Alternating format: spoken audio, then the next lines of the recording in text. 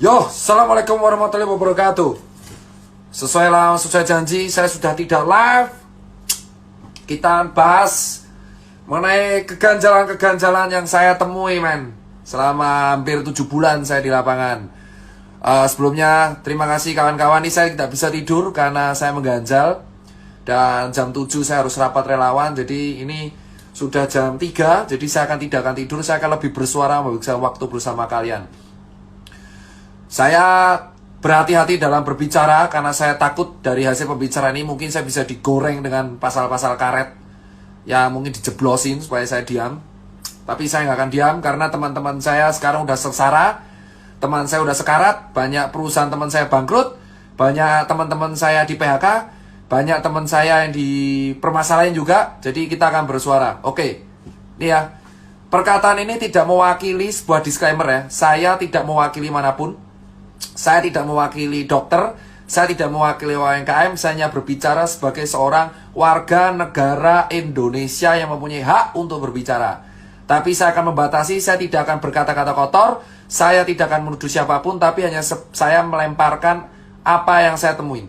Gini, pertama, kita akan bahas mengenai yang namanya rapid test, ya kan? Rapid test serologi pada bulan Maret 2020, bosku. Ya, asal kalian tahu, pada bulan Maret 2020 ada sebuah statement di koran yang mengatakan alat deteksi COVID diimpor. Pada saat itu orang rame-rame pengen memiliki alat tes COVID ini yang bernama rapid test serologi. Ya kan? Rapid test serologi ini pada waktu itu dihargai 400 sampai 600 ribu. Yang kita nggak tahu ini sahihnya gimana, efektivitasnya gimana, diimpor dari negara mana, diproduksi negara mana, tapi tiba-tiba ada di Indonesia. Pada waktu itu Persatuan Dokter Klinik di Indonesia sudah mengatakan dengan sangat jelas rapid test serologi tidak bisa dijadikan batasan gold standar, ya, tetapi hanya bisa dijadikan sebagai alat screening. Gold standar tetaplah PCR swab test. Alih-alih untuk melakukan pemasaran PCR swab test atau menekan harga swab test supaya lebih murah dan bisa dijangkau oleh semua warga, tetapi kita malah mengimpor jutaan pasang rapid test, bosku. Entah itu pihak swasta atau pihak resmi. Dan tanpa alih-alih kita nggak tahu gimana caranya di lapangan, rapid test ini menjadi sebuah kewajiban yang harus dilakukan oleh banyak instansi dan perusahaan, bosku. Ya, ada kalau kita transport harus pakai rapid test, harus kita kuliah harus rapid test, kerja kantoran harus rapid test. Ya, sekarang saya tanya kepada semua orang yang mendengarkan ini ataupun melakukan cek rapid test, tanyakan pada diri Anda masing-masing, tanyakan pada hati nurani Anda masing-masing. Kalau rapid test memang berlaku 14 hari, padahal false positif dan negatifnya ada, terus apa yang menjamin kalau saya rapid test sekarang negatif, terus besok saya jalan-jalan kemana-mana sama orang OTG, terus tes ini berlaku 14 hari. Masuk akalnya di mana, bos? Saya punya hasil ceknya. Ya. Saya punya hasil ceknya. Ya. Saya punya hasil ceknya. Saya baca rapid test antibody test for COVID-19 non-reaktif. Berdasarkan pemeriksaan fisik dan rapid test pasien dinyatakan sehat dan bebas dari COVID-19 dalam jangka waktu 14 hari ke depan. Nih ya, saya kasih tahu nih. Saya sudah nih ya. Lihat. Dr. Mandirahudi, surat keterangan sehat. Lihat ya. Berdasarkan pemeriksaan fisik dan rapid test, pasien dinyatakan sehat dan bebas COVID dalam jangka 14 hari. Sekarang saya jawab, dari mana kita bisa dinyatain bebas COVID? Rapid test itu cuma screening. Sementara rapid test ini kebijakan semua di pemerintah daerah, di pemerintahan pusat, di kantor, swasta, perusahaan, kesehatan, kereta api. Kalau kita ada rapid test non-reaktif, kita dinyatakan bebas COVID 14 hari. Ini surat sakti, coy.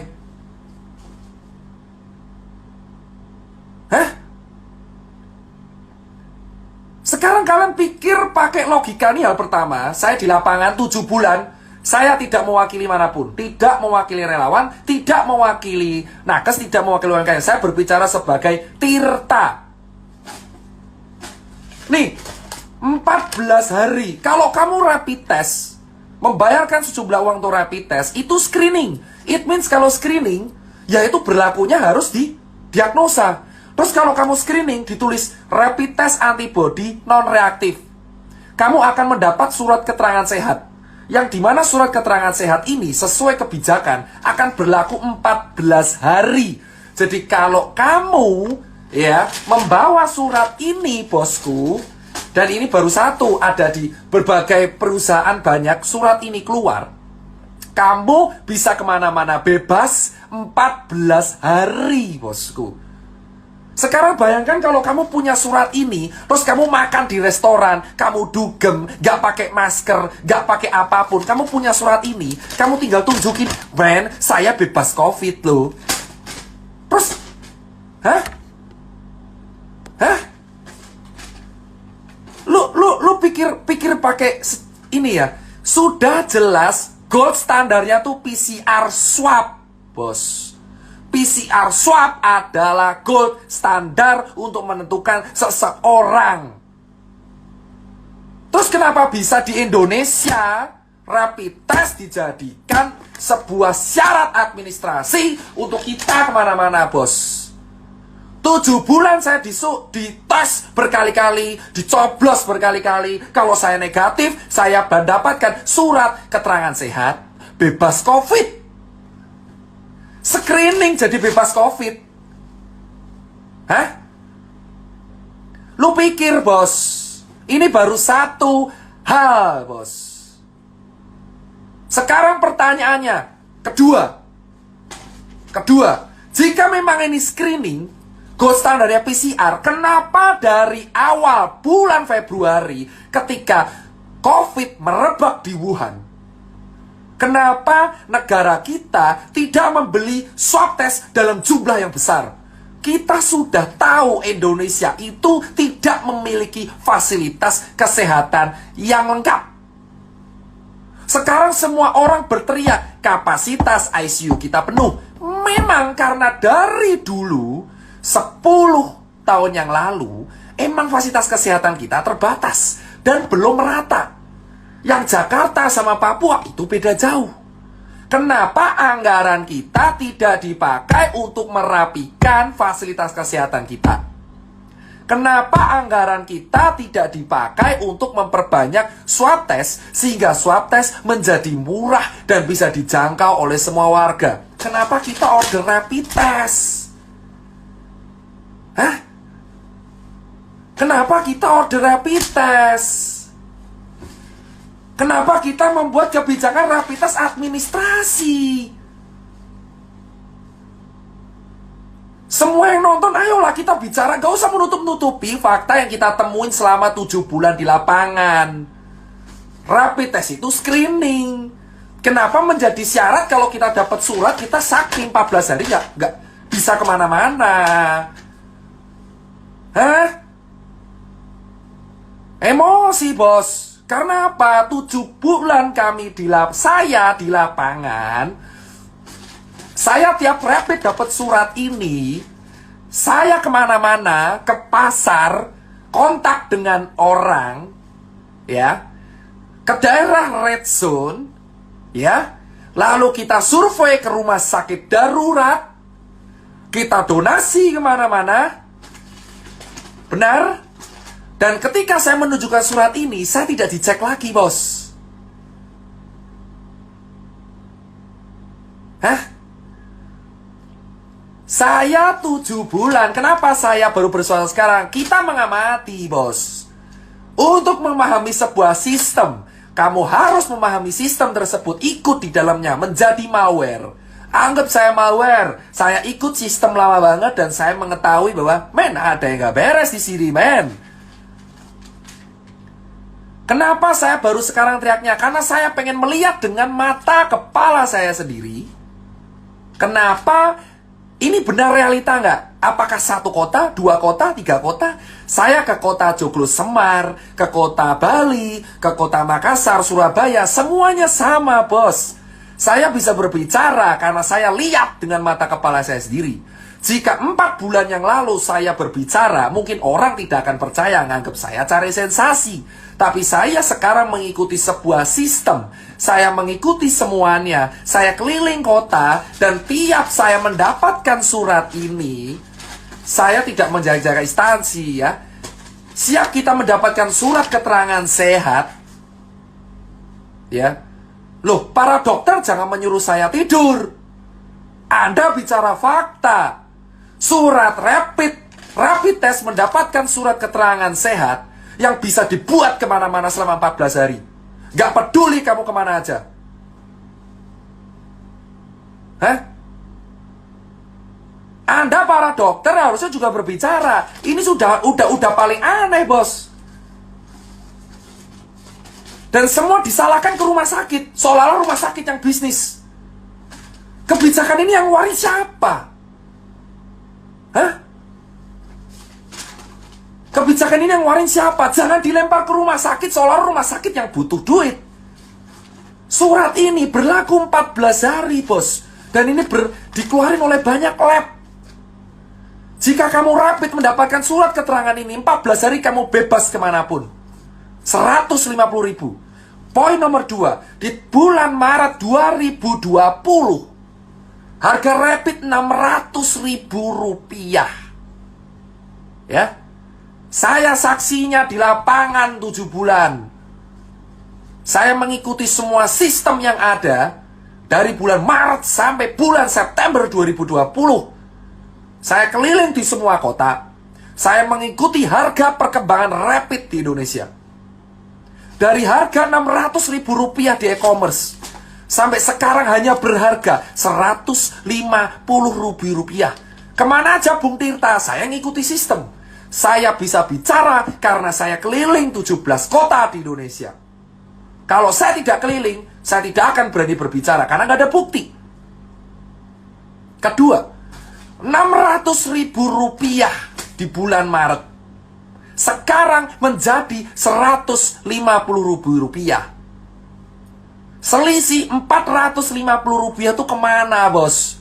Kalau memang rapid bukan bisnis, kenapa di awal saya membayar Rp600.000 untuk rapid? Sekarang saya hanya membayar Rp150.000. Bahkan beberapa BUMN menjual Rp95.000 untuk rapid. Lalu kemana selisih Rp500.000 yang saya bayarkan dari bulan Maret dan April? Kalau Anda mengatakan, saya kenapa berani bersuara sekarang? Karena saya mengikuti sistem selama 7 bulan. Gak usah melarang saya tidur. Gak usah melarang saya tidur. Karena saya tidak akan bisa tidur. Jam 7 saya harus rapat. Tanyakan pada kalian, berpikirlah kalau memang rapid itu memang bisnis, saya bilang. Di bulan Maret, April harganya Rp600.000 rapid itu. Saya keliling di banyak e-commerce, ada orang nawarin donasi, ada orang jual. Saya sudah capture. Bukti saya lengkap. Di handphone saya, di email saya, selama setengah tahun, banyak oknum yang mengaku dan menjualkan rapid.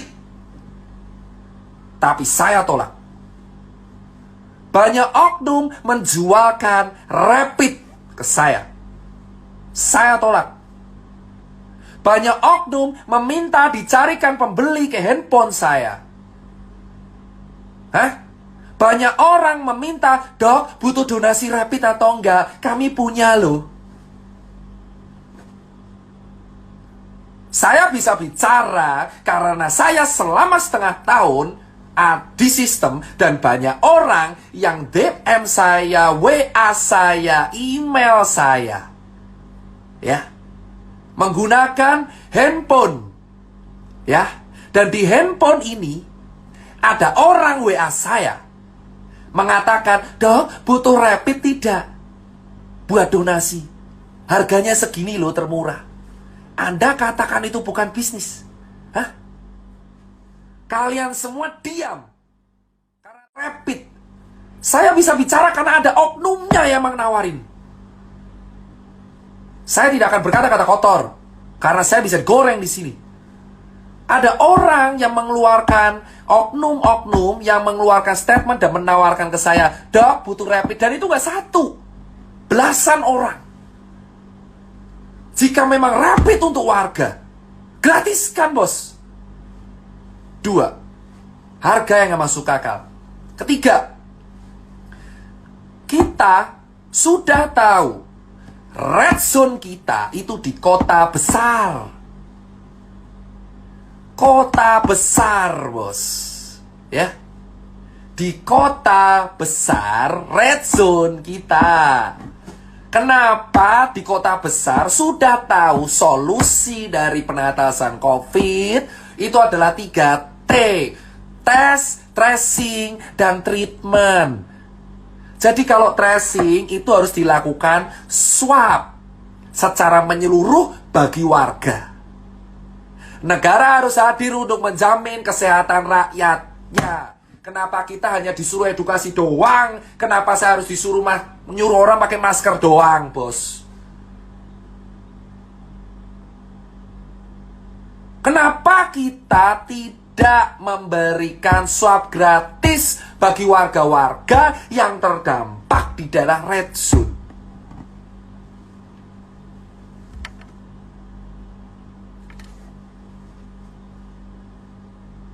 Hah? Hah?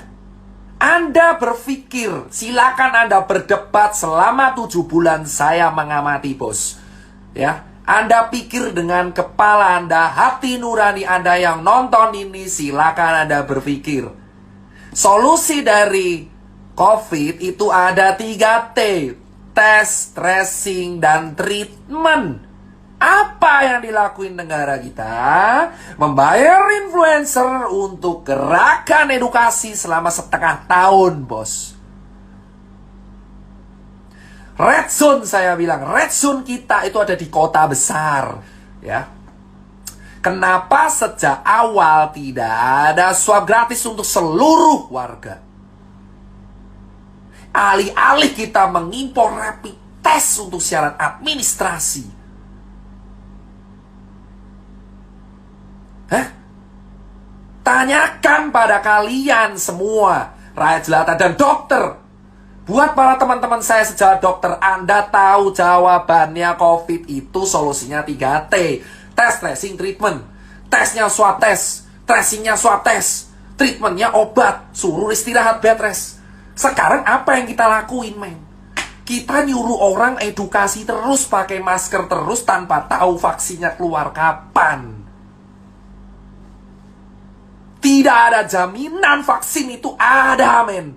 Ini masih level 3. Kalian semua belum tahu bahwa vaksin itu belum tentu lolos. Kita semuanya mendapat harapan yang belum tahu kejadian apa enggak. Hah?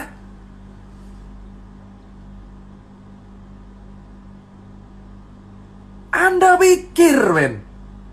Anda pikir semuanya aku nggak, silakan kalau misal video ini kena kasus lah, kena apa itu namanya, pasal karet atau apa, saya tidak nyindir siapapun, cuman saya ajak kalian berpikir masing-masing dengan hati kalian dan otak kalian. Solusi dari COVID adalah 3 tes, bro. Tes, tracing, dan treatment, bos. Sekarang saya tanya kepada kalian, 7 bulan saya di sini, bos. Yang saya lakukan 7 bulan itu adalah edukasi tanpa harus tahu vaksin keluar kapan, bos. Saya harus edukasi ke 270 juta orang gitu untuk pakai masker terus, sementara teman-teman saya mati kelaparan. Hah? Harusnya swab test untuk negara, nah untuk daerah yang red zone. Kenapa malah impor rapid? Ini SKCK yang baru, rapid test. Swab test sekarang seharga 1,5 juta, 1,9 juta. Anda bisa cek video vlog saya Di YouTube, kita diskusi dengan salah satu perwakilan rumah sakit yang mengatakan emang swab test harganya 1,5 juta. Dan ditanggung pemerintah kalau kamu ada gejala atau COVID. Bayangkan ada orang, rakyat jelata, gajinya UMR cuma 3,8 juta. Dia ingin cek, saya pengen swab 1,5 untuk swab tes. Jika kalian bergejala mirip COVID, baru diganti. Gimana kita mau sembuh bro, swab tesnya aja mahal. Saya tidak promo YouTube bro, kalian bisa cek. Saya ada bukti yang mengatakan bahwa emang swab tes itu kalau bergejala baru diganti bro. Baru diganti bos. Ini negara demokrasi bos. Kita berbicara dijamin pasal 28. Jika saya gara-gara saya berbicara seperti ini, saya diapa-apain, kalian tahu apa yang harus kalian lakuin. Saya muak men, selama 7 bulan saya tuh edukasi terus non-stop. Terus non-stop bos. Sekarang kalian tahu, Indonesia disamakan dengan negara maju. Ada netizen kita yang mengatakan, dokter, di Belanda kayak gitu loh, di Inggris kayak gitu loh. Sekarang saya tanya, men, kalian harus tahu Indonesia itu negaranya masih rata-rata rakyat gak mampu. 270 juta orang. Gold standarnya swab test.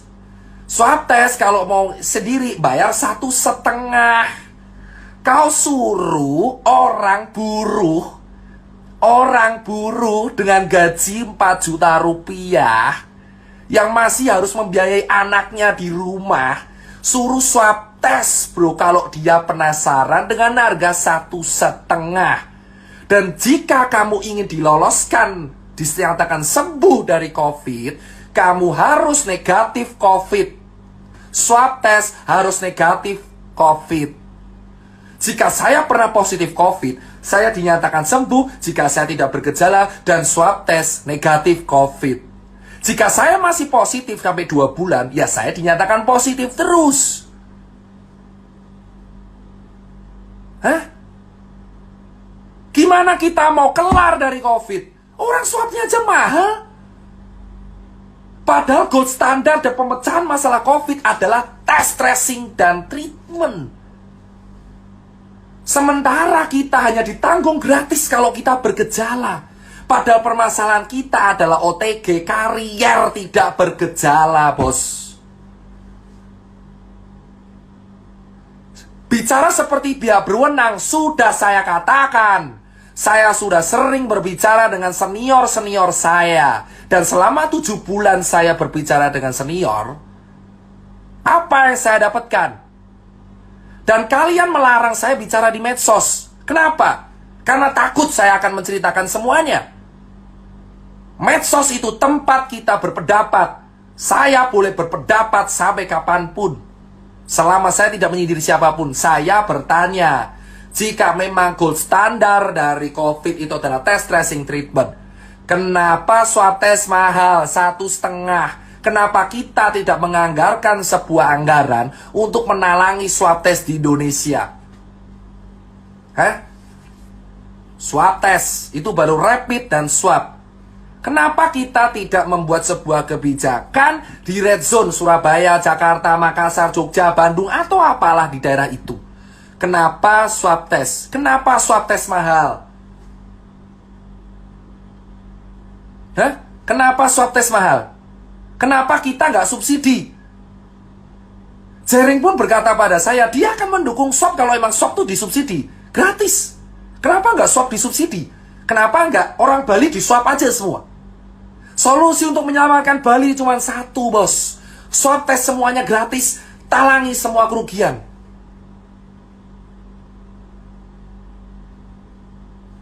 Kenapa, bos? Anggaran kita triliunan. Kenapa kita takut untuk melihat swab test gratis? Kenapa harus bayar? Mahal lagi 1,5. Dan orang bilang, ya rumah sakitnya tekor. Nah sekarang saya tanya, oke, rumah sakit tekor. Siapa yang harus bertanggung jawab pada warganya ketika dalam kondisi pandemi, bos?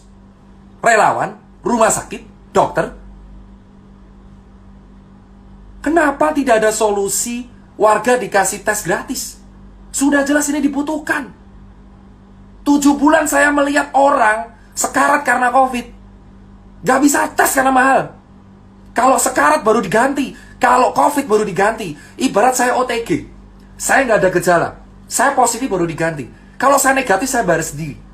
Gimana kita bisa meningkatkan data kalau misalkan swab testnya aja terhambat? Itu baru nomor 2. Itu baru nomor 2. Sekarang nomor 3. Semua orang berteriak di rumah aja dari bulan Maret. Semua orang berteriak di rumah aja dari bulan Maret, bos. Hah? Semua orang berteriak di rumah aja dari bulan Maret. Terus saya tanya ke kalian, kalau orang kaya ya akan bertahan. Saya mengajak teman-teman kawan saya orang kaya raya, Dokter Nakes dan kawan-kawan, saya tanya, itu orang buruh, PHK, pekerja harian, pekerja event, musisi, seniman, pekerja lepas, freelancer, orang nggak punya, ojek online, pedagang kaki lima, pedagang pasar, ya pegawai di mall. Hah? Kau suruh di rumah aja 7 bulan, ha? Kau suruh 7 bulan di rumah aja tanpa solusi, suruh jaga jarak, edukasi. Saya di lapangan dibenturin, bro. Saya di lapangan ketemu di Makassar, dimaki-maki saya sama orang. Dokter, kau goblok banget. Nyuruh saya di rumah aja. Kau mau kasih anak istri saya makan. Saya digituin di Makassar, di Surabaya, di Jogja. Saya dibenturin langsung ke warga, bos. Dihujat habis-habisan. Saya nggak apa-apa. Sekarang saya tanya, kalau edukasi kalian cuma mentok di rumah aja, ini orang mau dikasih makan apa, bos? Ini orang mau dikasih makan apa, bos? Hah? Kemarin dilarang event, bos. Event dilarang, nggak boleh ada musik. Event dilarang, nggak boleh ada alat musik. Hah?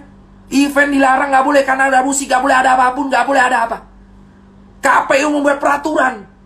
Pilkada boleh, kampanye boleh, ada konser boleh maksimal 100. Kau pikir aja, bos. Kenapa nggak dari lu aja sekalian buat kampanye ada COVID, dah? Kau pikir aja edukasi di rumah aja selama 7 bulan tuh makan pakai apa?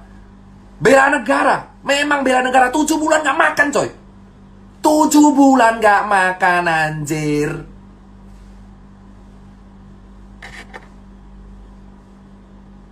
Tujuh bulan saya di lapangan melihat kawan saya di Surabaya dan Bali itu sengsara, bos. Kenapa saya bisa bercerita? Karena saya 7 bulan di dalam sistem.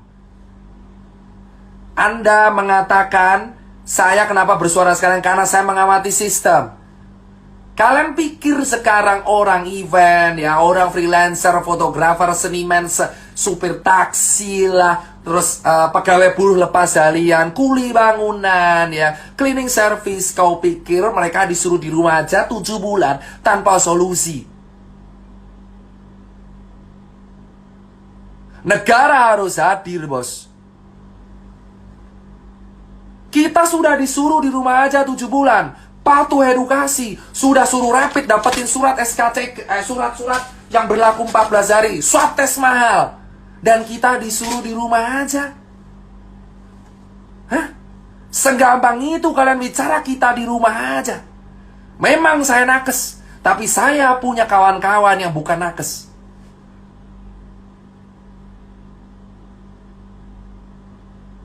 Kalian menyuruh orang-orang miskin di rumah aja. Hah? Saya tahu resiko terberat saya suara kayak gini. Dicabut izin lah, dicekal, Instagram diteror, ya kan? Apa? Doxing, hack, hah? Atau apa?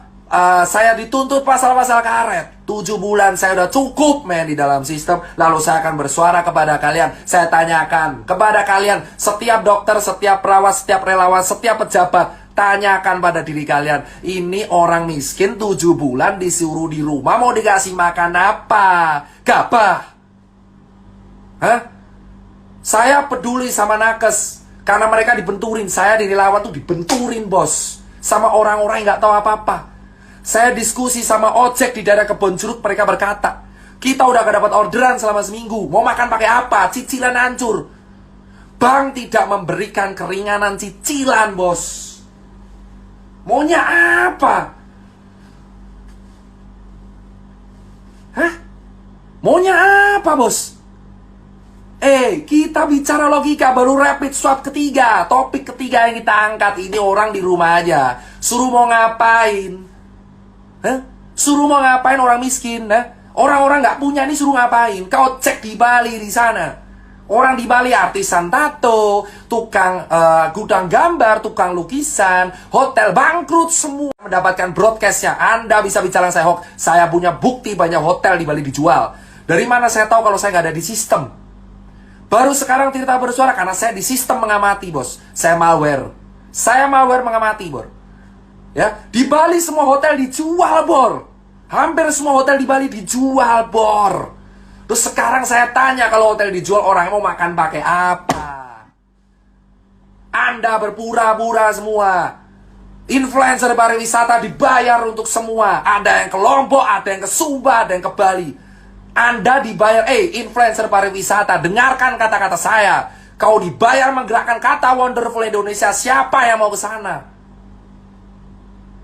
Influencer pariwisata bergerak, menggerakkan kata di TikTok, di Instagram dengan hashtag Wonderful Indonesia. Ayo ke Bali, ayo ke Sumba, ayo ke Lombok. Siapa? Siapa yang mau ke sana dengan kondisi pandemi? Warga Balinya aja nggak bisa makan, terus kamu nyuruh orang berwisata. Pemerintah yang satu nyuruh untuk di rumah aja, sementara di sisi lain pariwisata menggunakan influencer untuk membayar influencernya. Hah? Influencer apa? Influencer sungguhnya, kamu cek semua influencer pariwisata dengan hashtag Wonderful Indonesia. Cek semua influencer pariwisata dengan hashtag Wonderful Indonesia. Indonesia bangkit lagi, pariwisata keren. Gimana orang mau jalan-jalan, anjir? Di Jakarta Red Zone, di Jogja Red Zone, di Surabaya Red Zone, dan kamu menggerakkan supaya orang berwisata. Duit dari mana? Kau pro orang kaya atau pro orang miskin, bor? Kau pro orang kaya atau pro orang miskin, bor? Negara kita lagi krisis kesehatan, negara kita lagi krisis ekonomi, dan kita malah menggunakan influencer pariwisata untuk mempromosikan wisatawan supaya keliling kemana-mana. Kau cek semua gerakan, bro, Wonderful Indonesia. Cek semua 10 postingan terakhir. Ada yang di Lombok, ada yang di Sumba, di Bali. Mereka dibayar pakai duit kita untuk berwisata secara gratis. Berdiri di atas penderitaan kaki orang Bali, berdiri di atas penderitaan kaki orang Lombok, Sumba, dan orang-orang yang gak bisa makan. Kita bayar pajak, bro, dan digunakan untuk membayar sebuah gerakan, sesuatu yang sebenarnya tidak penting sama sekali. Hah? Semua hotel tuh dijual, bro. Kenapa kita tidak membenahi Bali dulu? Itu orang gak makan, bro. Kenapa kita malah menyuruh orang-orang Jakarta untuk ke Bali, bro? Kenapa kita tidak membenahi Balinya dulu, bos? Cek semua gerakan influencer pariwisata yang dibayar oleh pakai uang kita, bos. Uang pajak yang kita setor.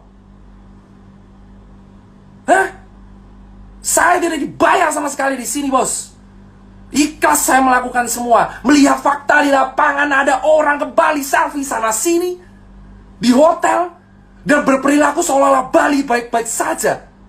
Bali tidak baik-baik saja, bos. Kawan saya dibully, kawan saya dibully di penjara, jaring. Saya sudah cukup diam melihat dia di penjara, bos. Dia maki-maki pangan tiap hari 500 piece per hari. Saya menemui dia ada susah karena perwakilan organisasi yang meningkat saya. Sementara influencer pariwisata promo sana promo sini, ayo datang ke sini, bos. Uang dari mana? Kau bisa jalan-jalan karena dibiayai oleh uang dari rakyat. Kalian semua melihat postingan keren-keren sana sini. Sementara di sisi lain teman kita hancur lebur di bawah, nggak bisa makan, coy.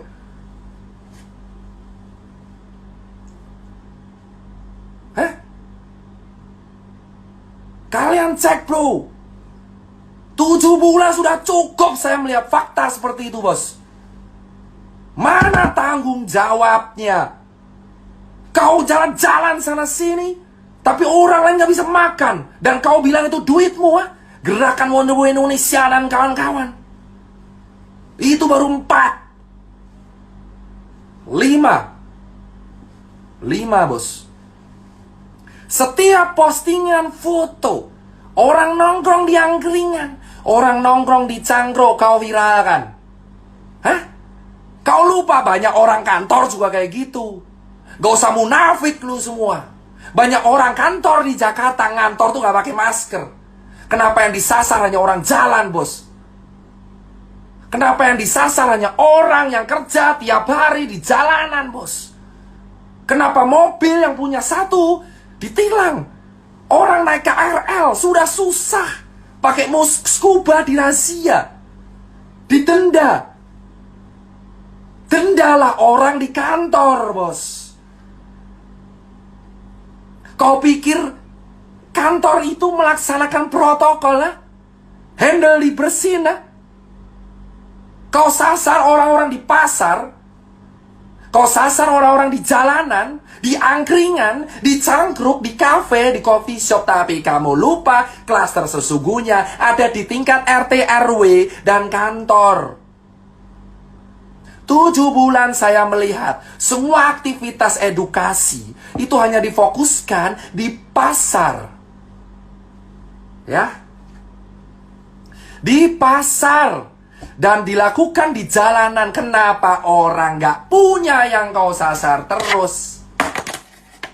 Hah? Sampai kapan kita hidup di dalam kepura-puraan, bos? Kenapa baru September kita semua panik?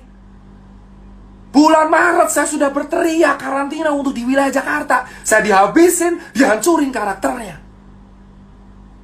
Jika seandainya dari Maret kita patuh, tidak terjebak dalam politik, tidak tuduh-tuduhan saya ini trauma pilpres di masa lalu, kita akan sukses, bos. Di bulan Februari para pejabat kita mengatakan Indonesia aman dari corona, Indonesia aman dari corona, corona takut sama Indonesia, empon-empon. Dan kemana kita sekarang kritis? Kita nomor 9 di dunia.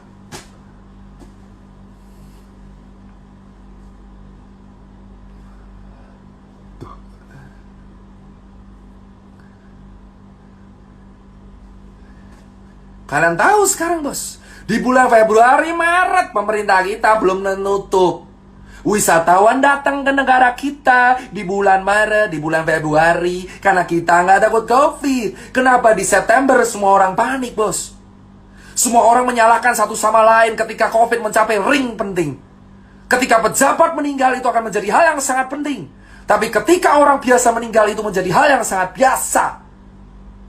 Kenapa COVID menjadi seseram itu ketika menyerang pejabat? Kawan saya sudah mati 4. Tapi ketika yang meninggal adalah orang penting, hal ini menjadi sebuah hal genting untuk dibicarakan. Kemana kalian lihat orang yang di PHK dan Bali yang hancur lebur, Lombok hancur lebur, Surabaya, Jogja yang -6 atau Jakarta yang sekarang sepi sekali? Kemana? Kemana, bos? Dan para influencer yang dibayar oleh sebuah tim mengatakan bahwa Indonesia mana-mana aja, dan malah berteriak mengenai RUU Omnibus Law.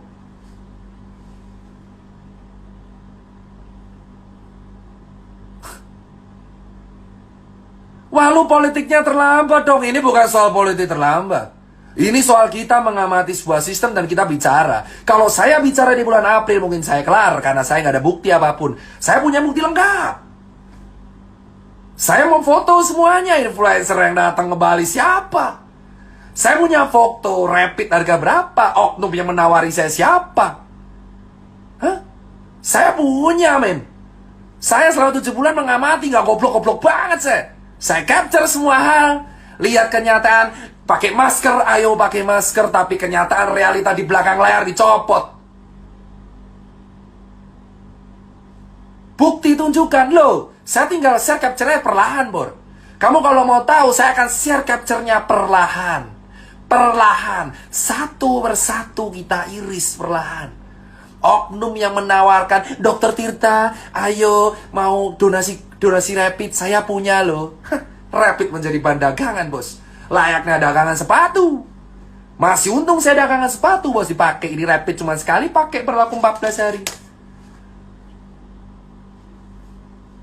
Itu baru bukti pertama. Saya juga punya bukti ada teman-teman influencer yang mempromosikan, datanglah ke negeri ini. Gila lu, gila semua. Gak punya hati, gak punya empati. Lu mau nerima duit endorsan pariwisata padahal lu tahu daerah situ lagi mati, bos. Gimana orang mau ke Bali, bosku? Ya Allah, ya Robi, gimana orang mau ke Bali? Orang Balinya aja sekarang lagi sekarat. Harusnya duitnya itu daripada disumbangin ke elu, dikasih ke rakyat Bali, biar bisa makan. Hah? Kenapa kita berpura-pura aman, mengatakan negara ini aman? Saya punya buktinya. Ada orang nawarin saya COVID, bos. Nawarin saya kok COVID, nawarin saya rapid untuk donasi. Ada yang nawarin proyekan mobile lab. Emang saya siapa? Saya nggak goblok banget. Saya terjebak sistem, saya capture semua. Kamu yang nonton di sini bicara tentang di rumah aja. Kau pikir orang nggak punya itu di rumah aja gimana ceritanya, bos? Dan kau mengatakan saya telat. Saya 7 bulan, saya punya bukti. COVID memang ada, tapi kita akui saja. Teman-teman semua, akui, bisa bilang ya. Teman-teman semua, tolong akui secara gentle. Kita kalah. Kita kalah. Akui saja, kita kalah. Jangan kita menutup-nutupi sesuatu. Kita kalah, bro.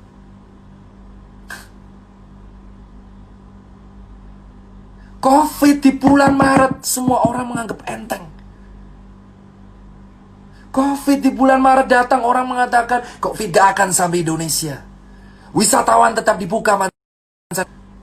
Dan kau mengatakan COVID baik-baik saja. Say, lobet.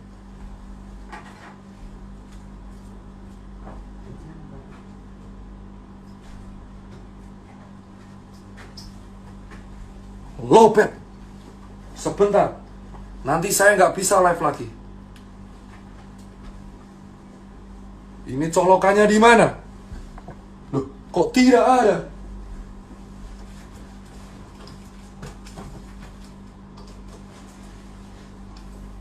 Ya, nggak kuat.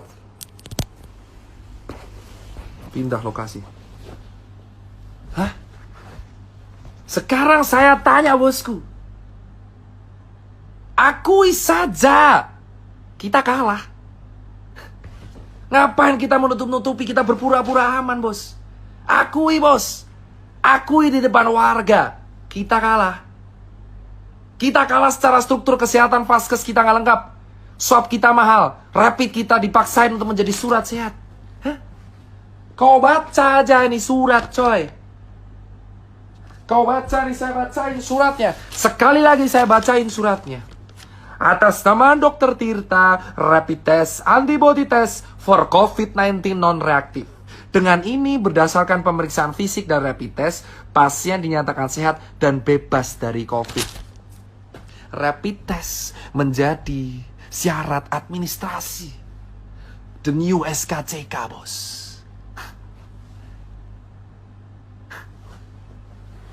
Tujuh bulan, bos. Saya dicoblos sekali kah? Saya sudah ke Wisma Atlet beberapa kali, bos. Ya. Saya ke Wisma Atlet beberapa kali, bos. Ya. Berkali-kali saya ke Wisma Atlet. Kau tahu apa yang terjadi di Wisma Atlet? Gini ya, bosku. Kawan saya yang OTG aja bisa jalan-jalan di taman. Ya. Saya tidak bicara COVID ini tidak menakutkan. Oke, ini berbahaya. Tapi akui saja, akui bahwa kita salah menangani ini. Hah? Solusi terbaik, saya sudah bilang, swab test gratis untuk red zone. Lakukan itu, kita punya anggaran. Kenapa kita selalu menyuruh warga di rumah aja, bagi masker di rumah aja? Masker adalah solusi. Oke, masker solusi. Tapi kalau tidak diiringi oleh tracing, gimana caranya? Untuk mencegah tracing harus mencegah penularan. Iye, penularannya ada di mana, bosku? Mau sampai kapan kita mengatur 270 juta orang dengan sebuah gerakan? Ayo bagi masjid. Ayo bagi masjid, jaga jarak. Ayo bagi. Lu mau sampai 1 abad gitu terus nyuruh relawan kayak gua gitu. Ayo Tirta suruh ke sana pakai masker, pakai masker, pakai masker, pakai masker, pakai masker, pakai masker, pakai masker, pakai masker, pakai masker, pakai masker, pakai masker, pakai masker. Hah? Ayolah. Please. Men. Lu nuduh gua bacot. Nih, saya bilang kalau saya bilang bacot, men. Saya 7 bulan di lapangan, men. Tahu di lapangan kayak apa, men? Men, saya lihat sendiri, men. Ini rapid menjadi syarat sakti, men. Kalau saya udah rapid, 14 hari saya kemana-mana tetap surat sakti ini berguna. Kenapa? Saya tahu, karena saya sudah mempraktekkan. Saya cek ini 14 hari yang lalu saya kemana-mana, lalu saya... Akui bahwa kita salah menangani ini. Hah? Solusi terbaik, saya sudah bilang, swab test gratis untuk red zone. Lakukan itu, kita punya anggaran. Kenapa kita selalu menyuruh warga di rumah aja, bagi masker di rumah aja? Masker adalah solusi. Oke, masker solusi. Tapi kalau tidak diiringi oleh tracing, gimana caranya? Untuk mencegah tracing harus mencegah penularan. Iye, penularannya ada di mana, bosku? Mau sampai kapan kita mengatur 270 juta orang dengan sebuah gerakan? Ayo bagi masjid. Ayo bagi masjid, jaga jarak. Ayo bagi. Lu mau sampai 1 abad gitu terus nyuruh relawan kayak gua gitu. Ayo Tirta suruh ke sana pakai masker, pakai masker, pakai masker, pakai masker, pakai masker, pakai masker, pakai masker, pakai masker, pakai masker, pakai masker, pakai masker, pakai masker. Hah? Ayolah. Please. Men. Lu nuduh gua bacot. Nih, saya bilang kalau saya bilang bacot, men. Saya 7 bulan di lapangan, men. Tahu di lapangan kayak apa, men? Men, saya lihat sendiri, men. Ini rapid menjadi syarat sakti, men. Kalau saya udah rapid, 14 hari saya kemana-mana tetap surat sakti ini berguna. Kenapa? Saya tahu, karena saya sudah mempraktekkan. Saya cek ini 14 hari yang lalu saya kemana-mana, lalu saya pakai masker, ngurus event, ngurus kemana, ngurus ke sana, terus saya kesini lagi, aman. Surat ini adalah ayam-ayam doang. Rapid test awalnya 600.000, sekarang menjadi 95.000, terus kemana duit lainnya?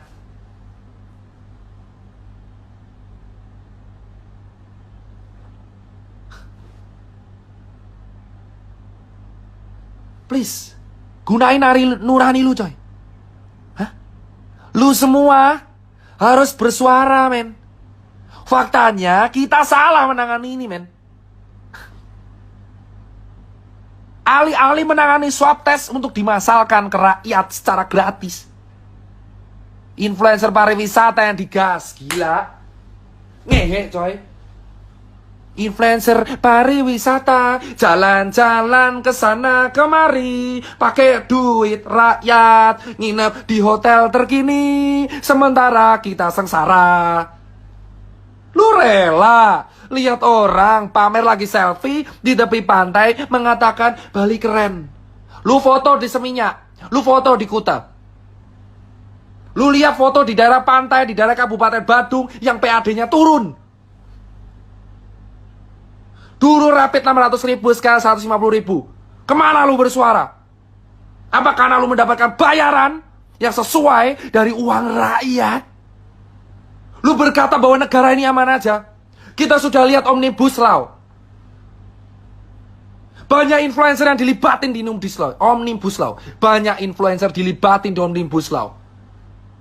Kau yang belum baca pasalnya, baca pasalnya. Ngomong langsung pemerintah, sudah. Saya orang Rakjel. Saya sudah bicara ke senior, ayolah swab tes digratiskan. Jawabannya adalah tetap edukasi Mas Tirta. Saya bagi masker dari bulan Maret, April, Mei, Juni, Juli. Seluruh toko Susancare sudah bagi masker tiap hari. Dan kita bagi masker lagi gratis sekarang. Kenapa September kita mengulang kegiatan yang sama dari bulan Maret? Kau bicara influencer, men. Influencer semua dibayar untuk berkata bahwa negara ini baik-baik saja. Negara ini tidak sedang baik-baik aja, bos.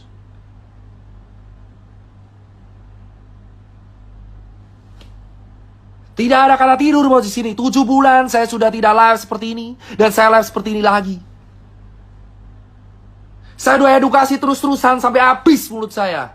Ayo pakai masker, ayo pakai masker. Dari bulan Maret, April, Mei, Juni, Juli, Agustus, September. Sudah 6 bulan, dihitung dari Februari 7 bulan. Edukasi, pakai masker, jaga jarak, jaga diri. Ayo kita cuci tangan tiap hari, tiap saat, tiap hari, tiap saat, tiap hari, tiap saat, tiap hari, tiap saat. Dan sekarang September, gerakannya sama lagi. Pakai masker, pakai masker, pakai masker, pakai masker. Sekarang saya tanya jawabannya. Ketika orang-orang di PHK lalu dikasih makan apa? Masker. Sementara influencer dibayar oleh kita pakai uang rakyat, berkaca bahwa negara ini baik-baik saja. Cek hashtag wonderful Indonesia. Maka kalian tahu adalah influencer yang dibayar oleh negara kita untuk mempromosikan pariwisata kita, padahal negara kita tidak sedang aman-aman saja. Kenapa dokter mau ngerjain? Untuk menjadi part of system dan mengerti sistem, kamu harus menjadi bagian dari sistem itu. Gimana kamu bisa mengerti cara kerja sistem kalau kamu tidak tergabung dalam situ? Malware, bos. Dan sekarang saya punya capture-nya. Ada orang nawari saya, Dokter Tirta mau nggak rapid buat donasi? Dokter Tirta mau swab nggak untuk grup?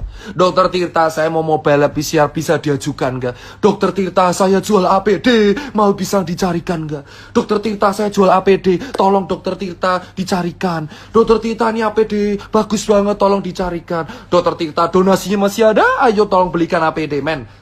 Kelar lu saya postol.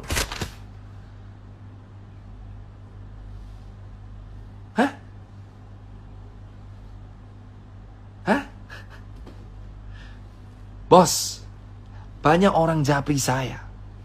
Menawarkan rapid, menawarkan swab. Kau bilang itu bukan bisnis, omong kosong. Omong kosong. Faktanya ada laba di situ. Saya masuk sistem selama 7 bulan. Melawan idealisme saya sendiri untuk melihat dengan mata kepala saya sendiri apa yang saya rasain. Gold standar dari penanganan COVID itu adalah test, tracing, treatment, titik. Dan kamu menyuruh orang stay di rumah tanpa kepastian ini mau makan pakai apa. Negara kita sekarang diumumkan resesi dan OTW depresi di akhir tahun. Bukan hanya depresi ekonomi, ini depresi otak, bos.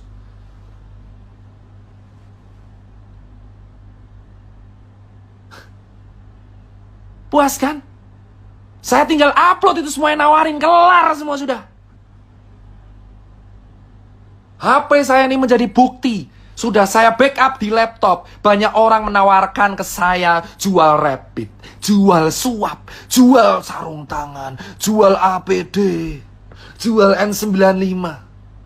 Menggunakan harga reseller dengan alasan demand over supply. Dan kau tanya kenapa warga dokter-dokter banyak yang wafat? Karena APD-nya banyak yang gak standar, bosku, pada waktu itu.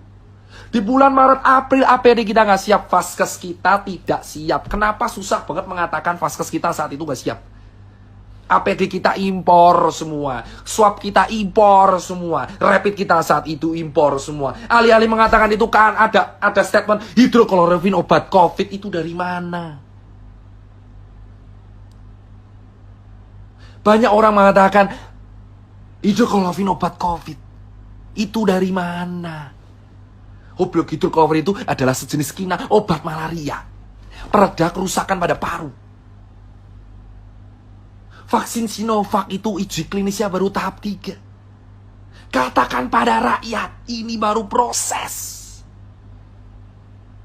Belum bisa dijadikan patokan berhasil atau tidak. Hah? Why? Why, man? 7 bulan udah cukup saya di sini, bos. Hah? Setengah jam lagi saya baru sholat subuh. Kenapa? Kenapa selama ini 7 bulan kita hanya begini-begini saja? Terkesan jalan di tempat, COVID naik terus, ekonomi turun terus. Kita tidak sedang baik-baik saja, bos. Saya tidak menyalahkan pemerintah, saya tidak menyalahkan rakyat, saya tidak menyalahkan nakes. Saya hanya bicara kronologis. Saya meminta kalian untuk berpikir dengan akal sehat. Buat kawan-kawan saya yang dokter, saya bergerak dengan kalian. Dari awal saya mengunjungi rumah sakit dan kawan-kawan. Ayo katakan, rapid test standar apa tidak? Katakanlah dengan lantang, rapid test itu standar atau tidak? Gold standarnya itu apa? Apakah layak rapid test digunakan sebagai standar transportasi? Katakan dengan lantang, apa sih hukuman saya? Paling mentok DR saya dicabut atau apa? Saya sudah nothing tulus, teman saya udah gak makan, Pak. Teman saya beberapa udah bangkrut. Teman saya udah dipecat. Kawan saya udah hancur semua. Buat apa saya punya finance kalau teman saya nggak bisa makan? Saya di Jakarta dulu hidup di jalanan, yang ngangkat teman-teman saya, sekarang teman saya nggak bisa makan. Terus saya bahagia gitu melihat teman saya nggak makan, sementara saya terjebak di sebuah sistem, saya mengamati semuanya, capture sana, capture sini. Saya foto semuanya, bos. Bos, saya kasih tahu nih ya. Banyak orang campaign pakai masker. Faktanya, pakai maskernya cuma di depan kamera. Pakai maskernya cuma di depan kamera. Di medsos pakai masker. Nyatanya kalau meeting nggak pakai masker. Ngerokok-rokok sana sini. Di kantor nggak pakai masker. Habis makan nggak pakai masker. Semua orang menghujat angkringan di Jogja dan angkringan di Semarang. Tapi lupa mereka juga nggak pakai masker di kehidupan sehari-harinya. Pakai masker kalau cuma di razia Satpol PP. Pakai masker kalau kena kamera. Pakai masker kalau di medsos. Pakai masker kalau foto. Jangan munafik semuanya. Ayolah semuanya kita berteriak, bos. Banyak orang juga pakai masker kalau cuma di media sosial doang. Di post langsung pelan-pelan, bosku. Pelan-pelan. Sabar, relax. Ini baru pemanasan. Jika suatu saat Instagram saya hilang atau saya hilang, kalian udah tahu alasannya karena apa. Bos, kita nggak usah naik. Banyak orang nggak pakai masker di luar sana. Banyak orang nggak pakai masker di luar sana, bosku. Ya, sudah banyak orang tidak pakai masker, berpura-pura aman di depan kamera pakai masker, di belakang tidak. Ya, pakai masker kalau ketemu orang, kalau meeting dicopot maskernya. Lalu kita edukasi, bersifat munafik sana sini, dapat makanan sementara teman kita sengsara sampai mati.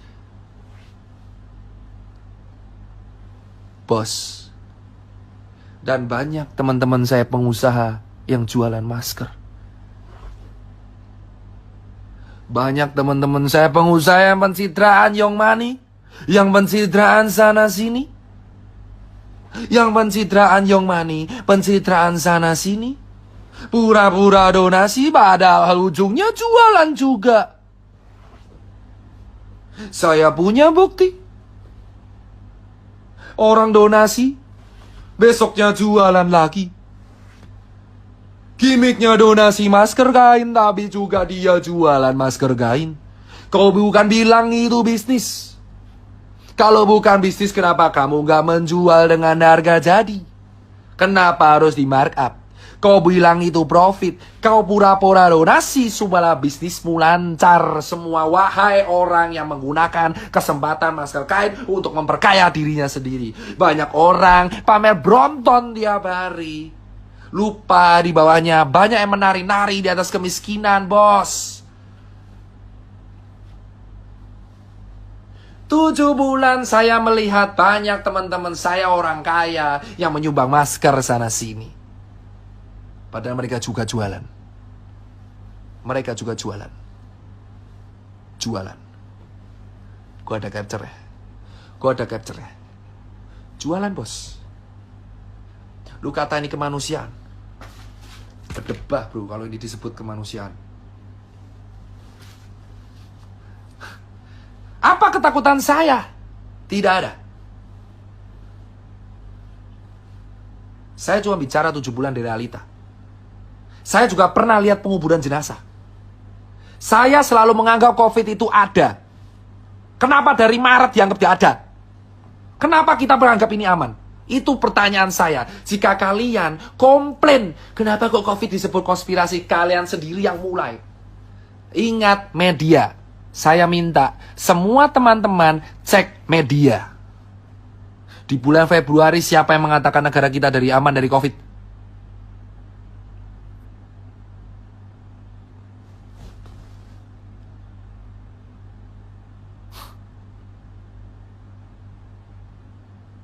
Di bulan Februari siapa yang mengatakan kita aman dari COVID?